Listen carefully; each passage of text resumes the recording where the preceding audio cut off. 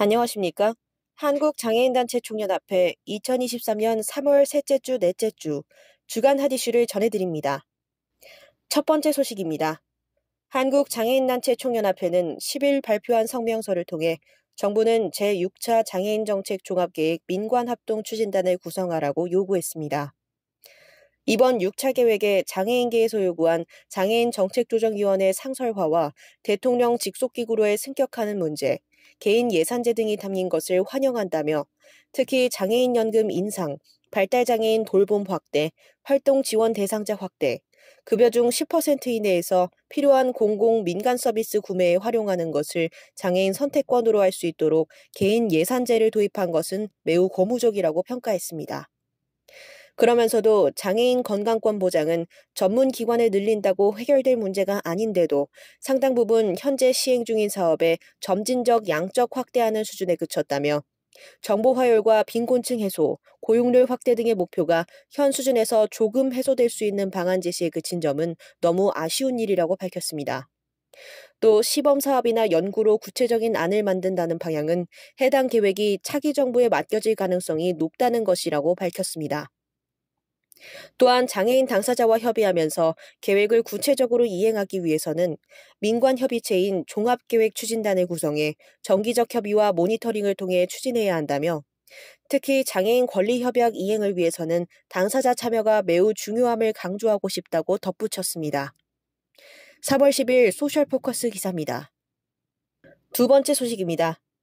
복지부 개방직위 과장이 임용 일주일 만에 자진 사퇴했습니다.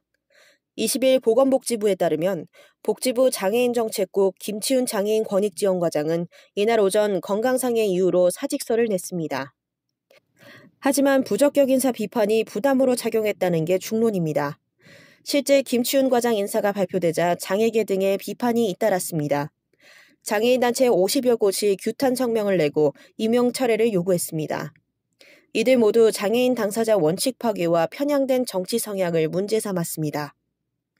인사 발표 당일인 13일 한국지체장애인협회 등 29개 장애인단체는 공동성명서를 통해 보건복지부는 2004년부터 장애인 권익지원과장직에 장애인 당사자 전문가를 임명하면서 장애인 당사자만이 가질 수 있는 높은 장애 감수성과 이해를 바탕으로 장애인의 삶의 변화에 중요한 역할 및 활동을 하도록 보장해왔다면서 하지만 이변의 임명자자는 비장애인으로서 그간 20년째 유지해온 장애인 당사자 채용 원칙과 인선 기준을 완전히 뭉개 전국 500만 장애인에 대한 인격 살인을 저지른 셈이라고 주장했습니다.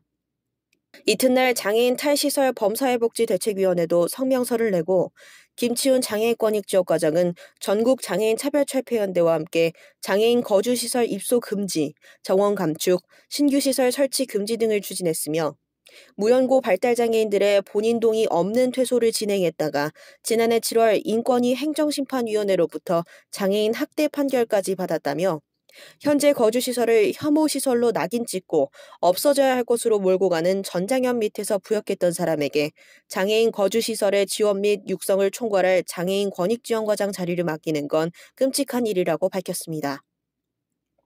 복지부 대변인실 관계자는 장애인 권익지원과장의 장애인 당사자 임용은 오랜 세월 관행처럼 굳어졌지만 채용 자격에 규정되어 있지 않아 의무 이행 사항은 아니다라면서도 앞으로 장애계와 더 적극적으로 소통하면서 불필요한 논란이 발생하지 않도록 철저한 인사검증에 만전을 기하겠다고 밝혔습니다. 3월 20일 소셜포커스 기사입니다. 이상 2023년 3월 셋째 주, 넷째 주 주간 핫이슈였습니다. 질문 있으시면 댓글로 남겨주세요. 고맙습니다.